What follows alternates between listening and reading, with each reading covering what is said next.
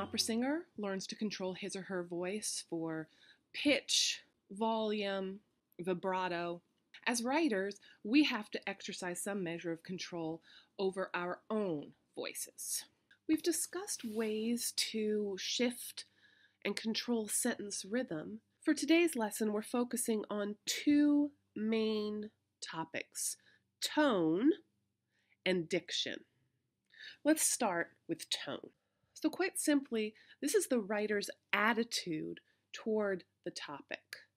It's determined by your situation, who's your audience, what is the best way to reach these readers. Are you trying to be neutral? If you're a journalist, this is what you're supposed to aim for, neutrality. Are you trying to be serious? Are you trying to be the Jonathan Swift of the 21st century with pointed wit and sarcasm? If you look at the passage that goes from the bottom of page 124 to the top of page 125, you'll see that it's about rodents, specifically rodent fossils. It has a relatively light tone, especially for an Associated Press news article. How does it start? Eek! Imagine a rodent that weighed a ton and was as big as a bull. Go ahead and read through this passage. Does it have simple sentence structure?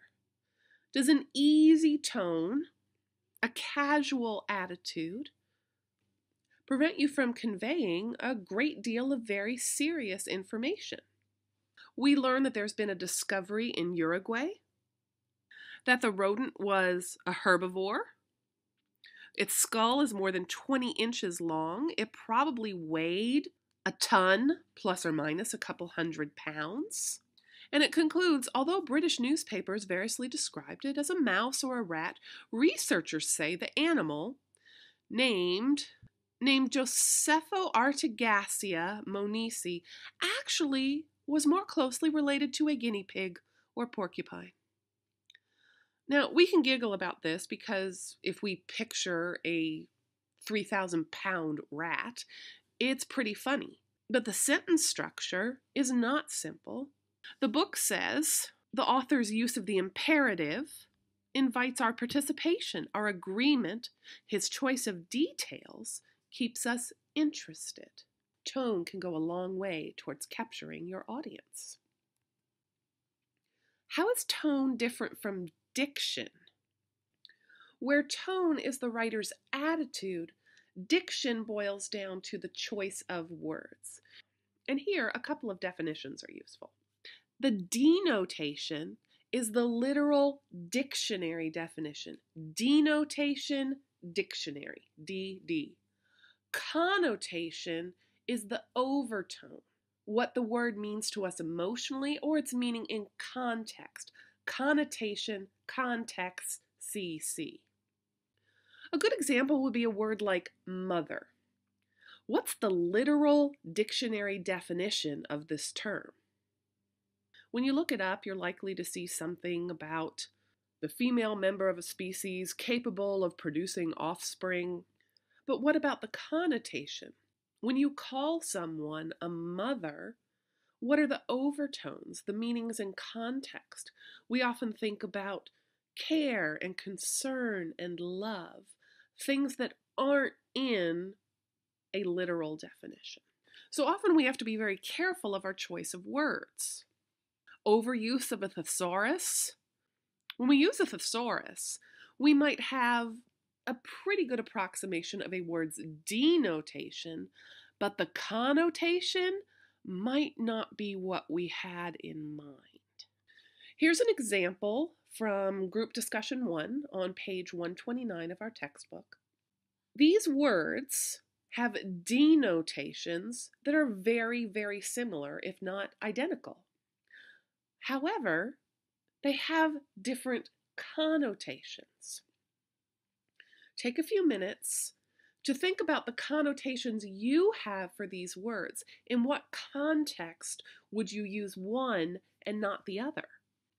Often it can help to think about connotations in terms of positive and negative.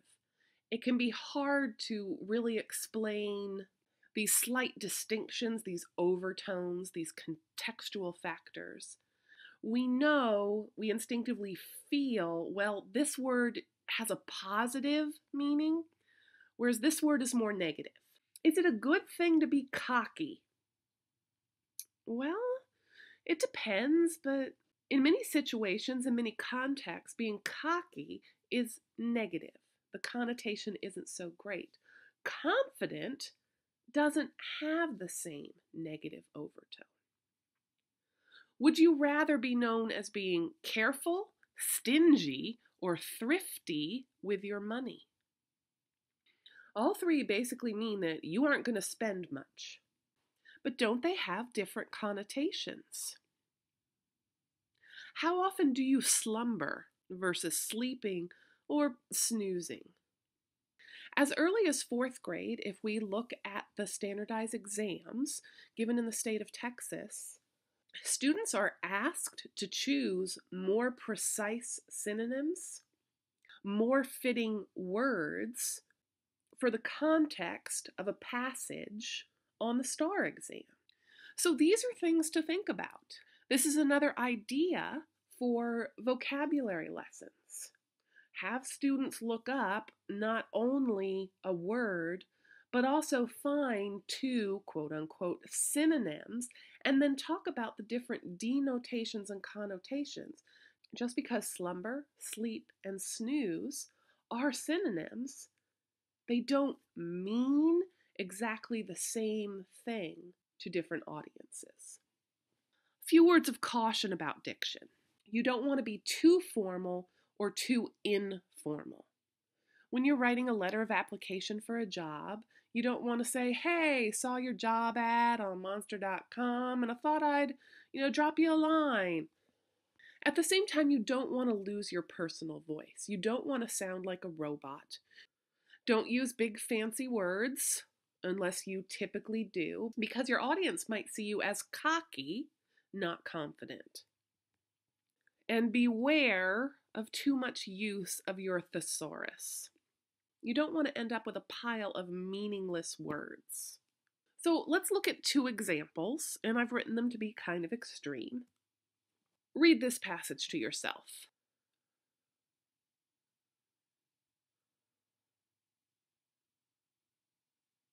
Do you know what this writer is trying to get across? What connotation or overtone, what feeling do you have about this writer? Do you think she's trying too hard? Do you think he's trying to meet a word count and therefore he's using every word he can possibly think of? And on the other extreme of the spectrum, overly informal. Many English teachers, especially at the high school level, have started to lament how texting shorthand bleeds into the work that students turn in English class. They put the letter U instead of the word Y-O-U. Now, do you understand what our second example is saying? Both of these writers are trying to say the same thing. If you consider what happens when you fail to go to class, and this underscores something else that's important to realize. The choices we make with tone, the choices we make with our diction reflect on us. Did you assume something about the people who wrote these passages based on their choices? Did you assume something about their attention to detail, about their level of education, about how seriously they take writing? Like it or not, our writer's voice reflects on us as writers. An example of literary diction. This comes from the late Victorian play, The Importance of Being Earnest, by Oscar Wilde. This play is a light romantic comedy. It's concerned with getting everybody married by the end. And the character Lady Bracknell has a very rich, very pretty daughter named Gwendolen. Gwendolen has fallen in love with a man whom she thinks is named Ernest Worthing. He's actually named Jack. When Lady Bracknell finds out that her daughter thinks that she has gotten herself engaged, well, she can't stand this. Lady Bracknell must interview the prospective fiancé. And she asks Mr. Worthing, do you know everything or nothing? And he says, well, Lady Bracknell, I know nothing. Here's her response. So look at the tone and diction here. Lady Bracknell says, I do not approve of anything that tampers with natural ignorance. Ignorance is like a delicate exotic fruit. Touch it, and the bloom is gone. The whole theory of modern education is radically unsound. Fortunately, in England, at any rate, education produces no effect whatsoever. If it did, it would prove a serious danger to the upper classes and probably lead to acts of violence in Grosvenor Square. Are we supposed to take her seriously, or are we supposed to laugh at her? She's saying she would prefer an ignorant son-in-law, one who knows nothing. She's relieved that English education does not tamper with ignorance, because if education actually achieved anything, all of the rich people would be in a lot of trouble. Are there any particularly challenging vocabulary words here? For all her class pride, Lady Bracknell doesn't use particularly pretentious words. She also doesn't use many informal verbs. And if you remember way back to when we studied structure classes, phrasal verbs are created when you take a verb plus a special preposition known as a particle. Many of our phrasal verbs are also idiomatic. They don't exactly have the meaning of the verb plus the particle. To turn down something, does that literally mean that you take an object and you bend it in a downward direction? No, we turn down the radio, we turn down marriage proposals. Take off refers to more than removing a dish from a table. It's an action. When we think up, we're not thinking in a higher direction. And when you stand for something, you really don't have to stand up at all. These verbs can add a level of informality to your writings. You have to be very aware of your audience. Will they understand these idioms? So what about contractions? Well, most teachers are okay with contractions, but they are relatively informal. Still, most of us probably would not go around saying, you do not have to do this. I will not be there. Because we'd probably tend to do it in that sort of pompous, pretentious voice that I just used. For those of you who are going into the law, I wanted to draw to your attention that lawyers still are discouraged from using contractions in either their written legal briefs or their oral arguments, believe it or not. Here's what Justice Antonin Scalia wrote in 2008. He's not a fan of contractions. He says they are an affront to the dignity of the court, and those judges who don't take offense will not understand your brief or vote for your case one whit more readily. Several reviewers have noted that Scalia himself uses a contraction while slamming contractions. Justice Scalia is a very well-respected voice in American law. So if he says no contractions, what's a lawyer to do? Brian Garner, who has written several editions of the Dictionary of Legal Usage, has come down on the side of use contractions when they're natural. If you would say it that way, write it that way. If you wouldn't say it that way, then don't. And notice he uses several contractions in his explanation. How would it sound if he had written, here is the test. If you would say it as a contraction, write it that way. If you would not, then do not. Is that more formal? Is it harder to read? Are they both quite easy to understand, contraction or not? If you guys are interested, I will talk about contraction formation in class, especially how you should punctuate the southern y'all. For now, more practice. Look at page 133, exercise 21. I want you to revise these sentences to get rid of nominalized verbs and obscure agents.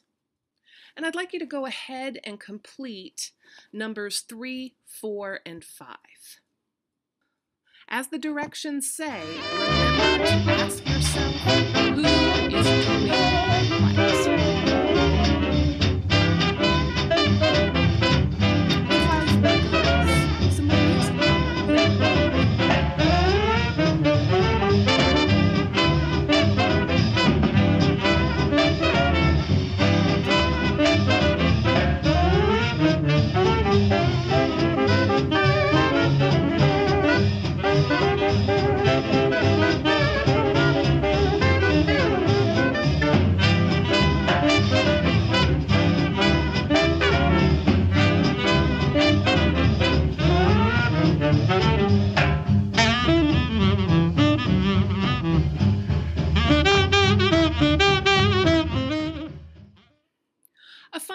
challenge for you using literary excerpts.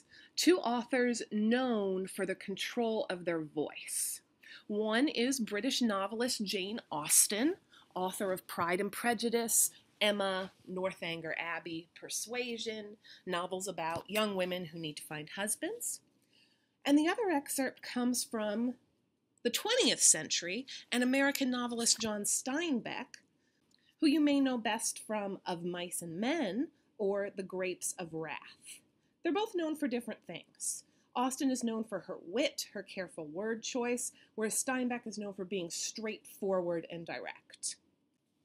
Let's take a look at this excerpt from Pride and Prejudice. What stands out to you in terms of the writer's voice? Would you call this formal or informal? Does the author take a sarcastic tone toward her subject? Jot down some of your thoughts about this passage because you're going to need them for today's quiz. One thing I will go ahead and draw to your attention, and sorry if this spoils the brilliant insight you were going to share it, you can still share it. Austen uses a lot of adjectives. Any satisfactory descriptions. They attacked him with barefaced questions, ingenious suppositions, and distant surmises. The second-hand intelligence, her report was highly favorable. So what about Mr. Bingley, the new bachelor on the scene? He's quite young, wonderfully handsome, extremely agreeable. He meant to be at the next assembly with a large party. Nothing could be more delightful. How would this passage be different without all of the adjectives? What else do you notice about it? Now let's go ahead and look at a selection from The Grapes of Wrath. Take a few minutes to read through it. Can you tell right away that this was not written by Jane Austen? How do you know? How is the writer's voice different?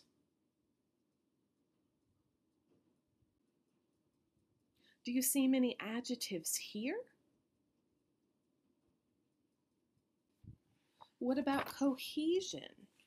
If we go back to chapter 5 and shifting from one sentence to the next. What do you make of this author's voice? Write down some thoughts, because again, you're going to need it for the quiz.